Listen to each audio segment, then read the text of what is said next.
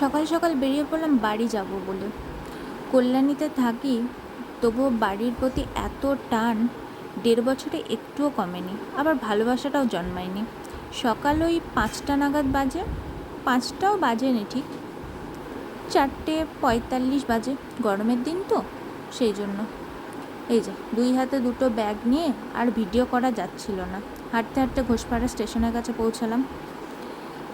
চলো এবার ট্রেন ধরবো। ট্রেন ধরেই নিয়েছি, 5টা বাজে কল্যাণী ঘোষপাড়ার ট্রেন ধরেছি। তারপরে এই যে কল্যাণী নেমেও পড়েছি।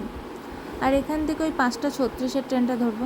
সকালবেলা তো খুব ফাঁকা স্টেশন, একা একা বসে আর কী করবো। 5:36 গেদে ঢুকলো, তখন ধরে এবার রানাঘাট যাব। তারপরে রানাঘাট থেকে লালগোলা লোকাল ধরে এই যে নেমে পড়েছি। এবার বাস ধরেছি, তারপরে বাড়ি চলে এসেছি। বাড়ি এসে মামাআর্থের কয়েকটা প্রোডাক্ট এসেছিলো। এখানে একটা ফেস স্ক্রাব, একটা সানস্ক্রিন, একটা মায়ের জন্য ফেস ক্রিম, আর একটা হচ্ছে বিটরুটের একটা ফেস ক্রিম।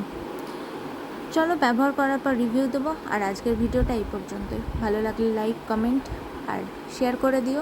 আর আমার চ্যানেলে নতুন হলে অবশ্যই সাবস্ক্রাইব করে দিও।